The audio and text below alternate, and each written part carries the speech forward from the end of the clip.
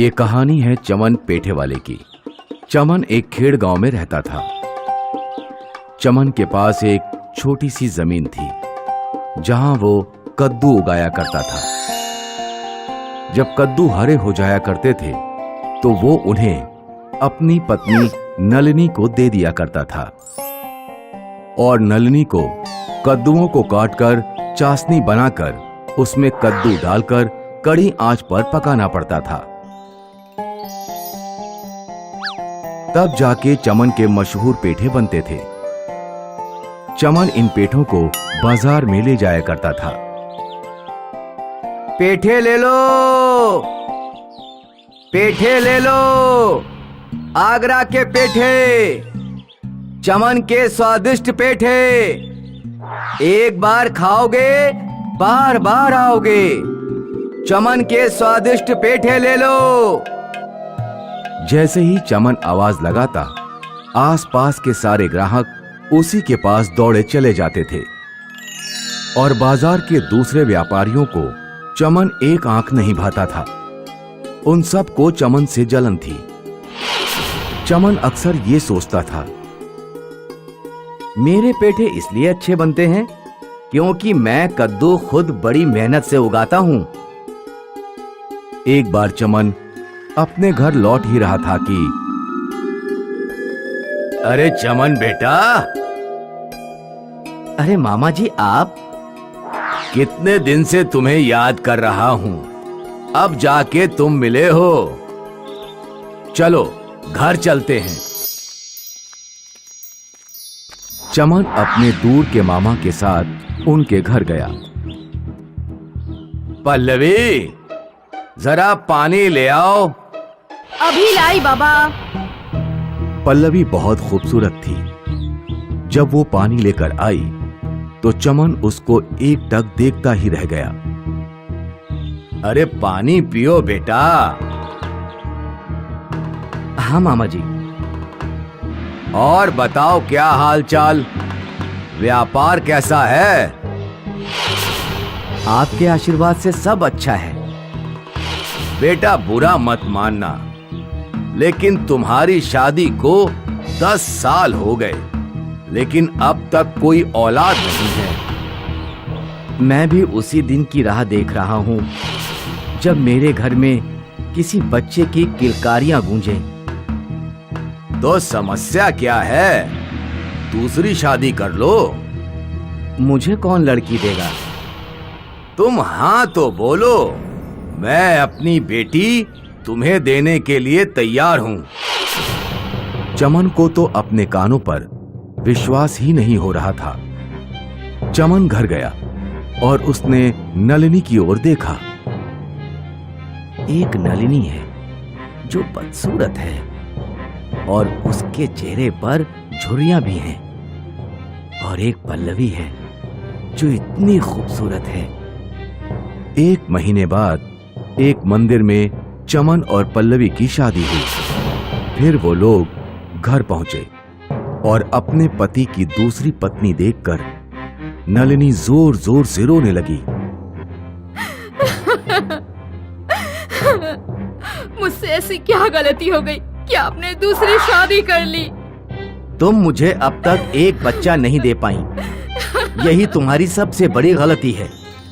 अब निकलो मेरे घर से।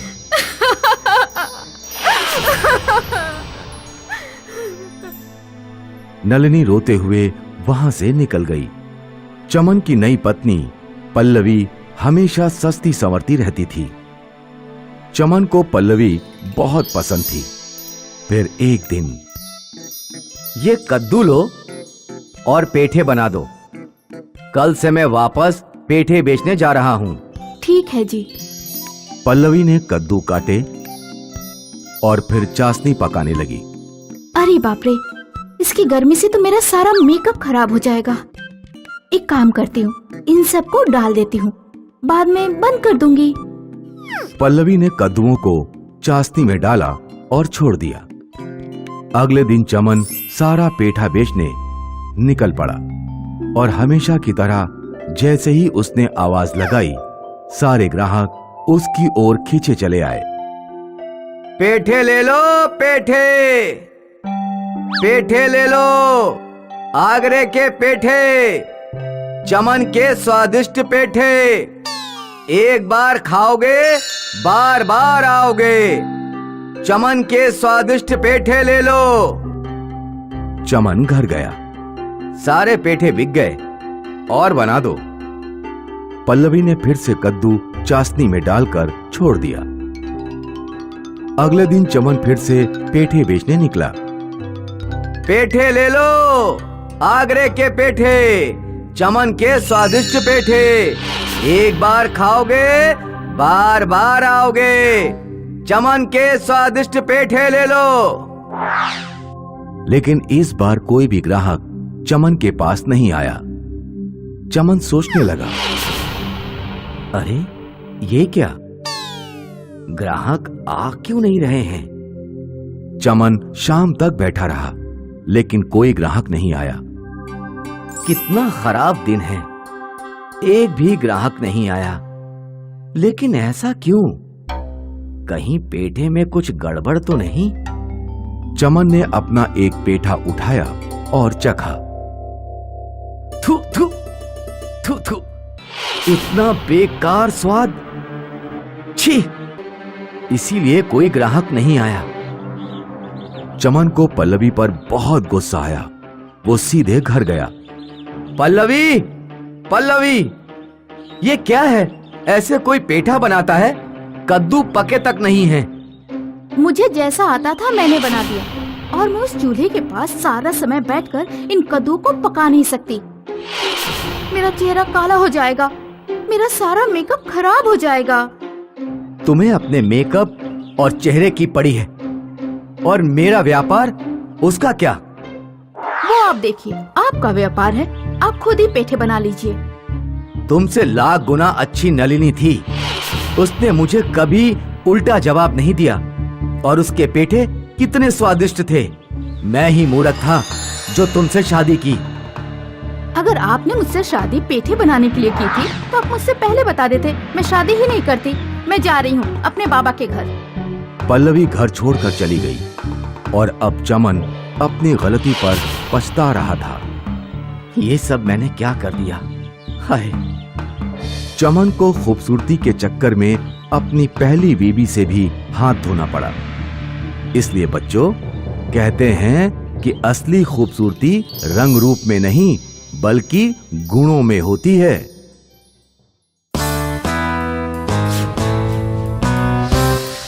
जूनागढ़ के नंदीपुर गांव में एक सेठ रहा करते थे, जिनके परिवार में उनकी पत्नी और 2 जुड़वा बेटियां थीं, माया और छाया। वैसे वो दोनों बेटियां जुड़वा थीं, लेकिन उन दोनों का सबसे बड़ा भेद था उनका रंग। माया दूध के समान गोरी थी और छाया कोयले के समान काली। सेठ जी और उनकी पत्नी को कभी समझ ही नहीं आया कि ऐसा क्यों है, लेकिन सेठ जी ने अपनी दोनों बेटियों को एक समान ही माना। दोनों की परवरिश में उन्होंने कोई भेदभाव नहीं किया। वक्त के साथ उनकी जुड़वा बेटियां बड़ी हुईं, और अब वो दोनों बेहद खूबसूरत युवती बन चुकी थीं। माया को रूप रंग संवारने का शौक था, लेकिन छाया को जानवरों की देखभाल करने का शौक था। छाया के पास एक पालतू चिड़िया थी, मिनी, और एक पालतू कुत्ता भी था, पुट्टू। एक दिन लाला जी के मन में अपनी दोनों बेटियों की शादी का ख्याल आया, तो उन्होंने सोचा कि वो अपनी बेटियों की शादी उनके मनपसंद लड़कों से ही करवाएंगे।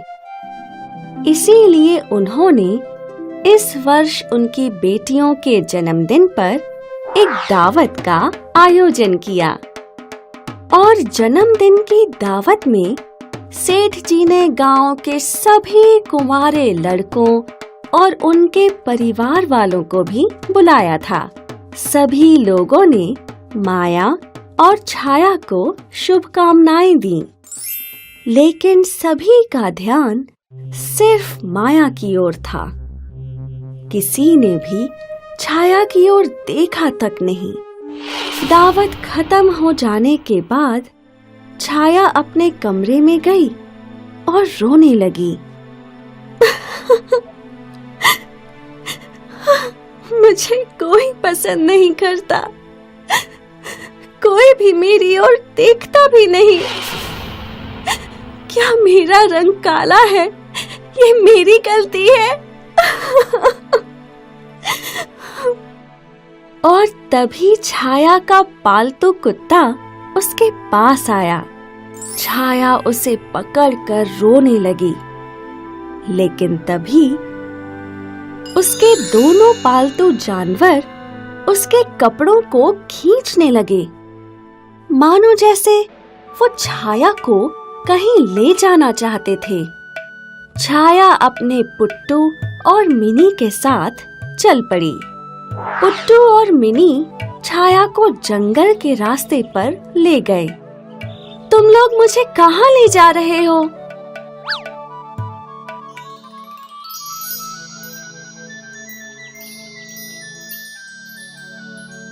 ये क्या है? एक जादुई दरवाजा? छाया अकेले उस दरवाजे के भीतर गई। जादुई दरवाजे की जादुई दुनिया में घुसते ही छाया, तुम्हारा जादुई दुनिया में स्वागत है। आशा है तुम्हें अपने दुखों का समाधान अवश्य मिलेगा। छाया आगे बढ़ी और इस जादुई दुनिया में उसे एक हिरण दिखा जो एक जाल में फंसा था। अरे ये क्या? तुम तो फंस गए हो। रुको, मैं तुम्हें अभी आजाद करती हूँ। छाया ने हिरण को आजाद किया। धन्यवाद, तुम बहुत अच्छी हो। हाँ, तुम बोल सकते हो? हाँ, अब तुम आगे बढ़ो। वो हिरण वहाँ से गायब हो गया और छाया आगे बढ़ने लगी। आगे छाया को एक हंस दिखा जिसकी चोंच पर रस्सी लिपटी हुई थी और वो फड़फड़ा रहा था। छाया उसके पास गई और उसने वो रस्सी खोल दी। धन्यवाद छाया, अब तुम आगे बढ़ो। छाया और आगे बढ़ी और वहाँ उसे एक सूखा पेड़ दिखा। अरे रे रे, ये पेड़ तो बिल्कुल सूख गया है। मुझे इसके लिए पानी लाना चाहिए। छाया पानी की खोज में आगे बढ़ती रही और आगे उसे एक नदी दिखी और नदी के तट पर एक घड़ा भी था। छाया ने घड़े में नदी का पानी भर लिया और वो उस सूखे पेड़ के पास लौटी। उसने सूखे पेड़ में पानी डाला और वो जादुई पेड़ फिर से हरा भरा हो गया। छाया, तुम बहुत अच्छी हो। तुमने सभी की मदद की। तुम्हारी ये दया भावना देखकर मैं खुश हुआ और मैं तुम्हें एक उपहार देना चाहता हूँ। अब जिस नदी से तुमने पानी लाया था, तुम वहाँ वापस जाओ और एक डुबकी लगाओ। ठीक है, मैं वैसा ही करूँगी जैसा आपने कहा है। छाया नदी तक पहुँची और उसने डुबकी लगाई, लेकिन जब वो पानी से बाहर निकली तो अपना प्रतिबिंब देखकर चौंक गई। अरे ये क्या? क्या ये मैं हूँ? लेकिन मेरा रंग ये गोरा कैसे हो गया? और तभी आकाशवाणी हुई। छाया, तुम सफल हुई। तुमने जिन जादुई जीवों की मदद की, उन जादुई जीवों ने तुम्हें उपहार स्वरूप ये गोरा रंग दिया, जो बिल्कुल तुम्हारे हृदय जैसा उज्जवल है। तुम्हारा ये दयालु स्वभाव ही तुम्हारी असली सुंदरता है। और फिर जादू हुआ और छाया वापस मिनी और पुट्टू के पास पहुंच गई। बदली हुई छाया को देख दोनों छाया के आसपास खुशी से घूमने लगे। छाया गांव की ओर लौटने लगी और सभी गांव वाले छाया का उज्जवल रंग देख दंग रह गए। सेठ जी ने अपनी बेटी को देखा तो उनकी आंखों से आंसू निकल पड़े और छाया की माँ ने छाया की बलाएं उतारी। अब छाया और उसके माता पिता बहुत खुश थे और कुछ दिन बाद नंदीपुर के राजा खुद छाया के लिए शादी का प्रस्ताव लाए और छाया की शादी राजा जी से हो गई और वो हमेशा खुश रहे। इस कहानी ने हमें ये सिखाया कि सुंदरता रंग रूप में नहीं बल्कि मन से होती है। हाय, मैं हूँ शाइनी। अगर आप मुझे ऐसे ही देखना चाहते हैं तो इस वीडियो को जरूर शेयर करें और हाँ, इस चैनल को भी सब्सक्राइब करना ना भूलें।